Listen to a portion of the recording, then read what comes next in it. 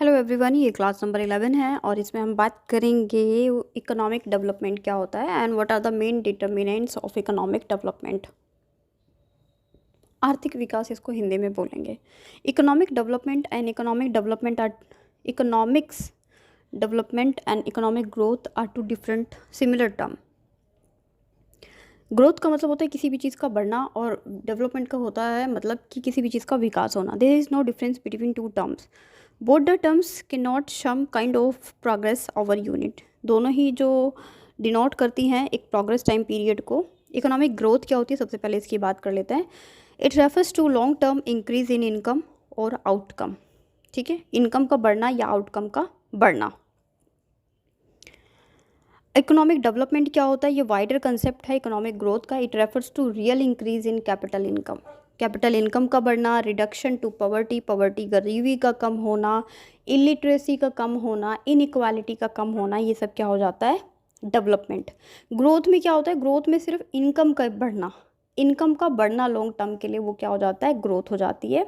लेकिन डेवलपमेंट में सारे एरियाज आ जाते हैं, चाहे वो रिडक्शन हो, इनकम को बढ़ाना, पर कैपिटल इनकम को रिड्यूस करना, क्या चीज़ रिड्यूस करना, पॉवर्टी को, गरीबी को, अनपढ़ता को, इलिटरेसी को एंड इनइक्वालिटी को, मतलब असमानता जो है उसको कम करना।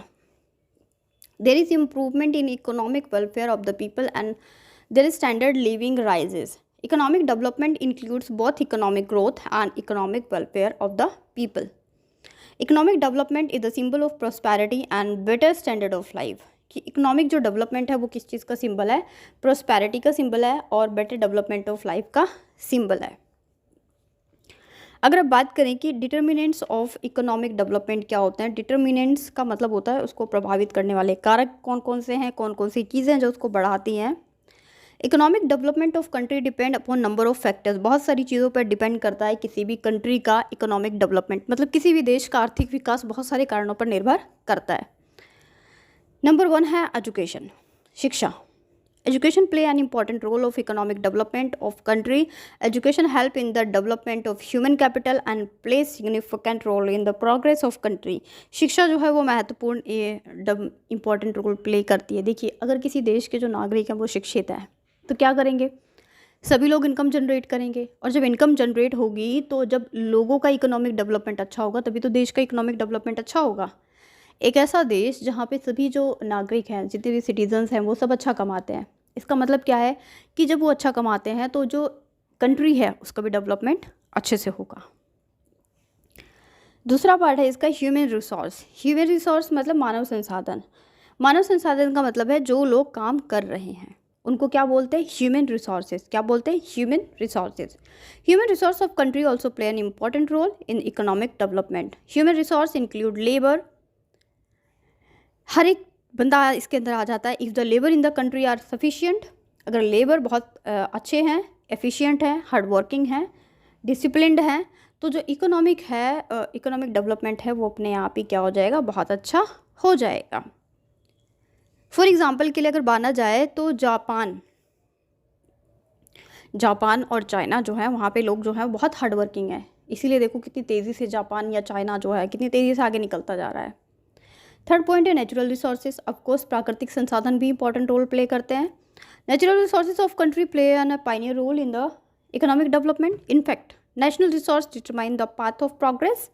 लैंड, जमीन, climate, river, mountain, mineral product, source of energy, petrol, gas etcetera, ये सब क्या है, इनकी वजह से भी इकोनॉमिक डेवलपमेंट होता है। अब आप कहेंगे ज़मीन की वजह से कैसे इकोनॉमिक डेवलपमेंट होगा। देखो, लोगों के पास ज़मीन होगी, ठीक है, तो वो जितना कमाएंगे वो अपना रेंट पे नहीं खर्चा करेंगे, उस पर खेती करेंगे, फसल उगाएंगे, उसको बेचेंगे, अपनी भी कंडीशन अच्छी करेंगे और देश का भी विकास होगा। क्लाइमेट अच्छा होगा, फसल अच्छी होगी, लोग बीमार कम पड़ेंगे, लोगों को पैसे कम खर्च होंगे, है ना।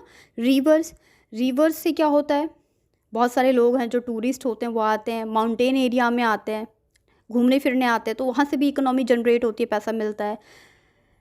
मिनरल्स हमें बाहर से एक्सपोर्ट नहीं करने पड़ेंगे, तो अपनी ही कंट्री में रहेंगे तो वो कम रेट पे मिलेंगे, कम रेट पे मिलेंगे तो लोगों के पैसे कम लगेंगे, पैसे कम लगेंगे तो इकोनॉमिक ग्रोथ भी अच्छी होगी, है ना, गवर्नमेंट भी टैक्स लेगी। Teaching technical progress. Technical progress से किस तरीके से, technical progress is another determinants of economic development of country. इस मल्टी डायमेंशनल प्रोग्रेस, बहुत सारे इसके मल्टी डायमेंशनल है। It include new machines, new techniques. देखो जब इनोवेशंस होते हैं, जब टेक्निक्स आती हैं, तो जितने ज़्यादा टेक्निकल गैजेट्स हम लोग यूज़ करते हैं, जैसे कि अगर मैं बहुत छोटी सी बात करूँ, घरों में सबने देखा होगा वॉशिंग मशीन यूज़ कर रहे हैं ना। पहले मम्मी लोग, मम्मी तो नहीं, दादी के टाइम की अगर मैं बात करूँ तो दादी लोग कैसे कपड़ा धोते थे, हाथ से धोते थे, 2-2 3-3 घंटा डेली, है ना। अब क्या होता है, अब तो फुली ऑटोमेटिक मशीन आ गई, आपने एक बार सेट कर दिया, आप मशीन डाल के भूल गए, अब दूसरा काम कर रहे हैं, आप मशीन अपना कपड़ा धोने का काम करिए, धो के सुखा के निकालेगी, है ना। तो ये क्या है, टेक्नोलॉजी ने पर डे आपका 2-3 घंटा बचाया, प्लस आपकी जो एनर्जी उसमें लग रही थी वो एनर्जी आप कहीं और लगा रहे हैं। ये तो एक एग्जांपल है, बाकी बहुत सारे ऐसे एग्जांपल्स हैं। आपके जितने भी लैपटॉप्स हैं, कंप्यूटर हैं, टीवी, कूलर, पंखा, ये सब क्या है, ये टेक्नोलॉजी है। वाईफाई है, आप तो देखो 5G आने वाला है, आ गया या आने वाला है ना। तो बात करेंगे नेक्स्ट पॉइंट इसका, physical capital resource. Physical capital resource में क्या आ जाएगा, refers to plant, machines, equipment, infrastructure, building, ये सब चीज़ें आ जाएंगी। तो ये सब चीज़ें एक दूसरे से रिलेट करती है ना। पॉलिटिकल फैक्टर, अब पॉलिटिकल फैक्टर में क्या आ जाएगा, the political involvement of country is one of the most important economic development. Greater political stability is required formula long term plans for development. अब देखो पॉलिटिशियंस जो होते हैं उनकी अलग अलग, पॉलिटिशियन की अलग अलग क्वालिटी होती है ना। मैं यहाँ पे किसी भी पार्टी या किसी भी उसका एजेंडा नहीं फॉलो कर रही हूँ, मैं एक आपको समझा रही हूँ। जैसे आम आदमी पार्टी है, उसका कुछ अलग काम है, बीजेपी है, भारतीय जनता पार्टी, उसका कुछ अलग काम है, कांग्रेस है, उनका कुछ अलग एजेंडा है, सपा है, वो उनका कुछ अपना अलग एजेंडा है। तो इस तरीके से बहुत सारी गवर्नमेंट की पार्टियाँ होती हैं जिनका भी एक पॉजिटिव और नेगेटिव इफेक्ट पड़ता है किस पे, इकोनॉमिक डेवलपमेंट पे। बहुत सारी पार्टियां हैं, वो क्या करती हैं, आती हैं और देश की जो इकोनॉमी है, अगर मैं बात करूं मनमोहन सिंह के टाइम पे, जब डॉक्टर मनमोहन सिंह थे, तो उस टाइम पे हमारा जो जीडीपी था वो बहुत बढ़ा हुआ था कंपैरिजन टू आज।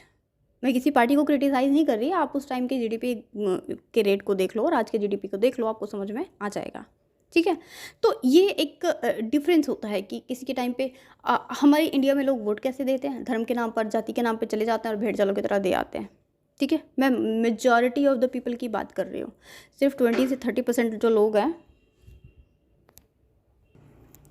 सिर्फ जो 20 और 30% लोग हैं वो भी अपने IQ को यूज़ करके वोटिंग करते हैं, ठीक है।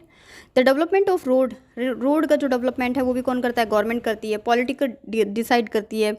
रेलवे हो गया, इलेक्ट्रिसिटी हो गया, एजुकेशन सिस्टम हो गया, can be possible for the help of efficient and honest political leader.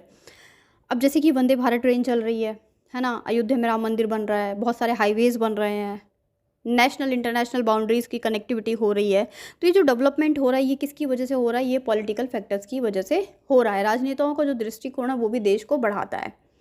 अब देखो कोई भी चीज़ जनरेट होगी, मान लो राम मंदिर बन रहा है या फिर रोड बन रहे हैं या फिर कहीं पे कोई हिल स्टेशन का डेवलपमेंट चल रहा है, तो वहाँ से क्या होगा, लोग वहाँ घूमने आएंगे, लोग टैक्स देंगे, लोग रेवेन्यू देंगे, इंडिया का रेवेन्यू जनरेट होगा, इकोनॉमिक स्टेटस बढ़ेगा, स्टेट का भी और गवर्नमेंट का भी।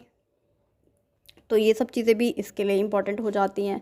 नेक्स्ट पॉइंट की अगर हम बात करें तो नेक्स्ट है international determinant. Economic development depend on the international trade, foreign investment and many other international determinants. इन सब पे भी डिपेंड करता है कि बाहरी देशों के साथ किस तरीके की चीज़ें हैं, कट कोई कर दे रहा है, डेवलपमेंट होगा या नहीं होगा, हम बाहर से चीज़ें ज़्यादा एक्सपोर्ट कर रहे हैं या इंपोर्ट कर रहे हैं, इन चीज़ों पे भी डिपेंड करता है ये सब चीज़ें। अब जो लास्ट पॉइंट है हमारा वो है corruption. Corruption free environment India में पॉसिबल है, खैर ये वर्ड आया तो देखो करप्शन जो है वो इंडिया में नीचे से ऊपर तक चलता है, ठीक है, हर जगह करप्शन है। बट यही है कि रिटर्न में कुछ नहीं होता है, सब कुछ ओरली होता है और आप सब मैच्योर है, मुझे ज़्यादा समझाने की ज़रूरत नहीं है।